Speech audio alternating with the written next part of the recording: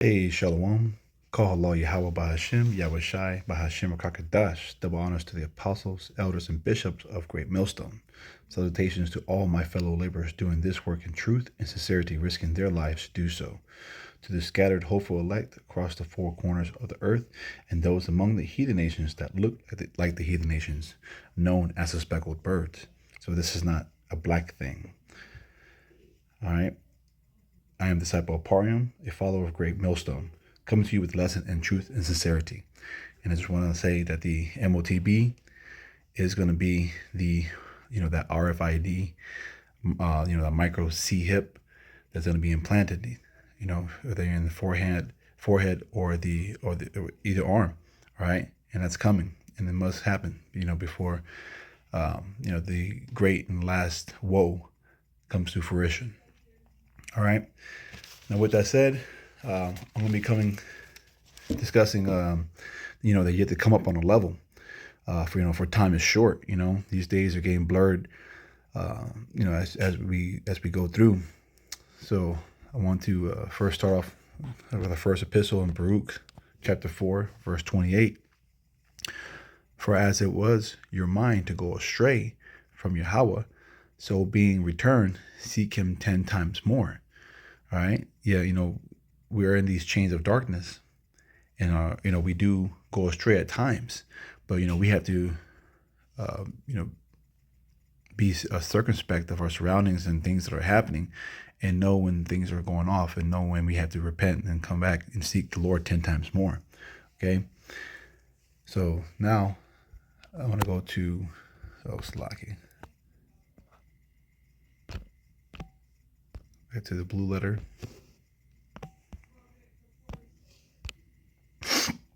Go to Matthew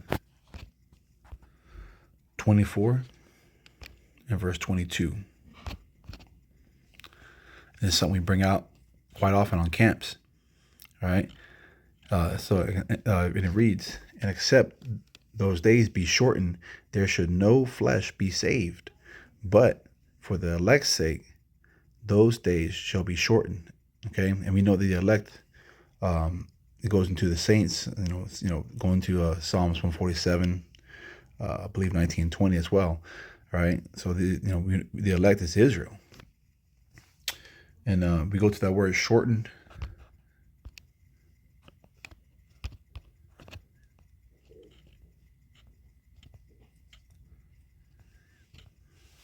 Strong's G 2856, and it's pronounced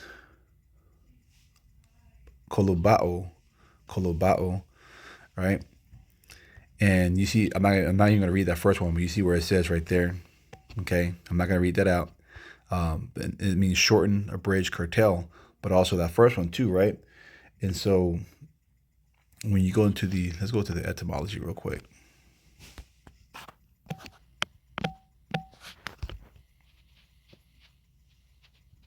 And I'm gonna type it out.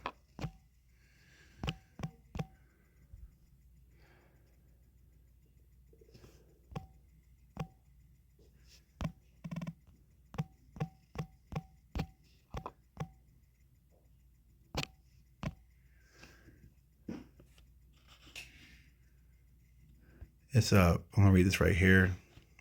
It means to cut off, lop off, cut short. Let's see. But right here, this is quite interesting what it reads, especially by cutting off and emphasizing injury to completeness and beauty. And that kind of goes into, as far as husbandry with fruits and trees, and these things have to be lopped off, cut off, and they have to be shaped, right? And it creates and produces better fruit, and that happens a lot within within the camp as well. You have brothers on the other side, such as myself. We have to be shaped. We have, there's certain things that have to be cut off. But at the same time, if the camp, if they're going to go ahead and do house cleaning, that's part of that too. Okay. And then Lord willing that we're not part of that house cleaning. You know what I mean? So when I was thinking about that, That word that you see right there, I was thinking about Revelations 6:9. So let's go back to the blue letter.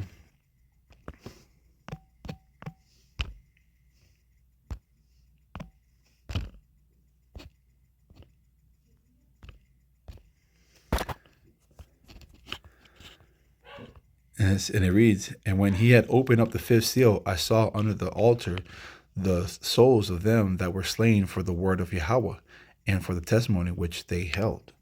All right. Go to Revelations 20:4.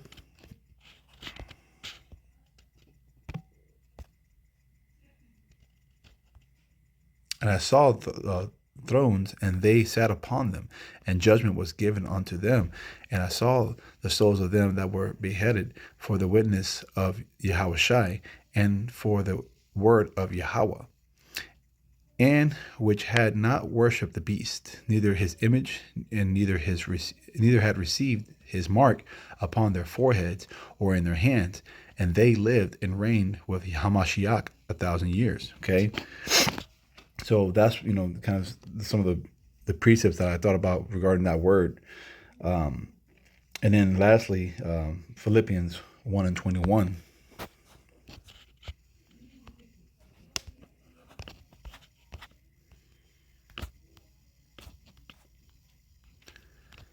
That reads, "For me to live is Hamashiach, and to die is gain." And that's so true. We are in this chains of darkness. We want, we're supposed to be upgraded to better bodies, and into, Lord willing, into the kingdom. So let's go to Romans 13. Slacking. And verse 11.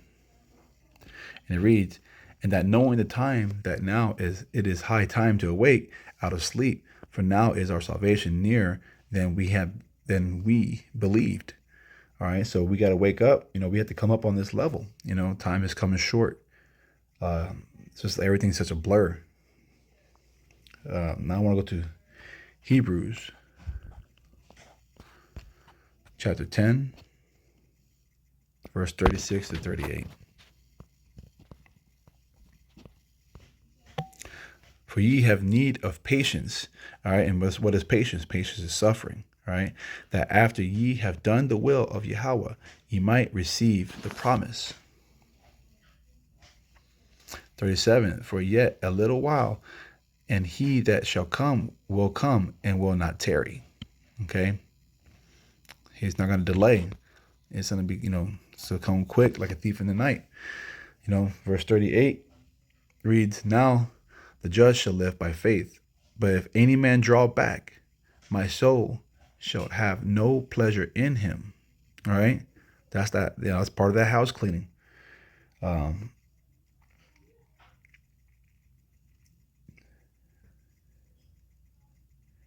going back to verse 36, Salaki.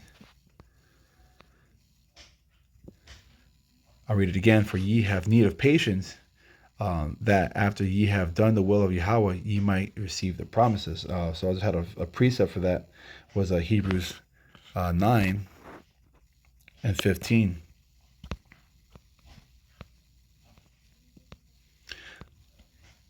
"And for this cause he is the mediator of the New Testament, that by means of death, for the redemption of the transgressions that were under the first testament," right? Speaking of Israel, Yasharallah, "they which are called might receive the promises of eternal inheritance." All right. So, being called, that's that spirit coming upon us to proclaim this word. Now I want to go to 2 Peter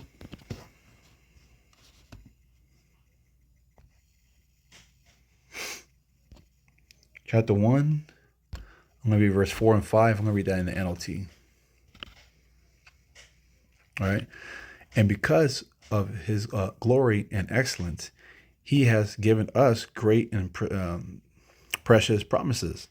These are the promises that enable you to share his divine nature and escape the world's corruption caused by human desires."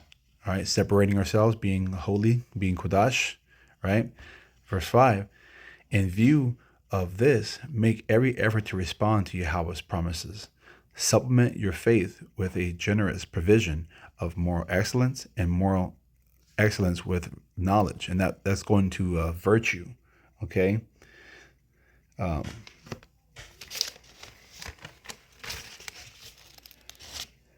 So we know, and I believe I think it may have been Apostle Recall that said, having the spirit of timidity, being timid, is wicked. And that the timidity, being timid, that leads to being slothful. That leads to being a sluggard. You getting up out of this truth.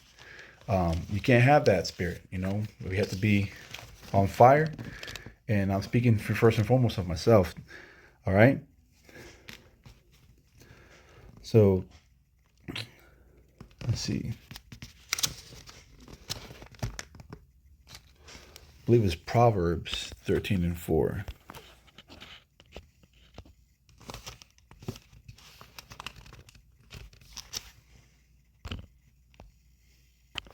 It says, "The soul of the sluggard desireth and hath nothing, but the soul of the diligent shall be made fat." All right. So basically, the soul of a sluggard desireth and has nothing. He desires knowledge, but does not care to be at any pains to get it. Right. And so in the future state, he shall see the glory of the wise man and desire it, but shall not attain it. And that was a commentary from Gil's commentary in Bible Hub. Now, I'm going to finish off. It's like I have a couple more verses. What is 2 Timothy 1, 6-8. "Wherefore I put thee in remembrance that thou stir up the gift of Yahweh, which is in thee by the putting on of my hands." All right. So that goes into 1 Timothy 4:14. Let's read that real quick. "So neglect not the gift that is in thee, which was given thee by prophecy, with the laying on of the hands of the presbytery," right, of the elders, the ones that we learned this truth from. So you being timid and you're learning these things from these elders. You were in their walk that they've and we're in their labors that they've labored before us. And we got to keep that going. All right. We got to have that fear and trembling ourselves and seek out our own salvation with fear and trembling, just as the elders do. They're out here doing videos, shit, every day.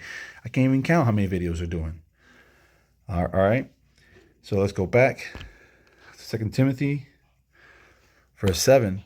"For Yahweh hath not given us a spirit of fear, but the power of love and of a sound mind."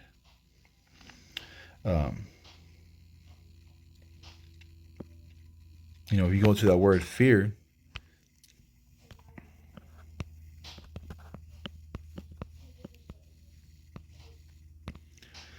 and this Strong's G 1167, Dilea. All right, so that goes into Dilea. Cowardice. We don't want to have that kind of being timid like that, right?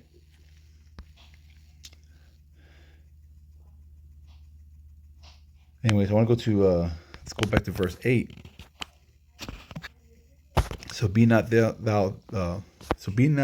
thou therefore ashamed of the testimony of our Lord, nor of me his prisoner, but be thou partakers of the afflictions of the gospel according to the power of Yahweh. All right. So we know that the testimony of Yahweh Shai, spirit of prophecy. All right. And I fell and worship, and I fell at his feet to worship him. And he said unto me, See thou do it not. I am thy fellow servant and of thy brethren that has the testimony of Yahweh Shai. Worship Yahweh, for the testimony of Yahweh Shai is the spirit of prophecy. That's Revelation 19:10. All right. Let's see. 2. So therefore, endure hardness as a good soldier of Yahweh Shai HaMashiach. Right? And that's the Lord's angel, that was there at the burning bush, right? So he's the mediator. So therefore, we have to endure these things. We have to, again, come up on a level and not be timid. So I pray this lesson was edifying. On to the next. Kwam Yashrala. Shalom.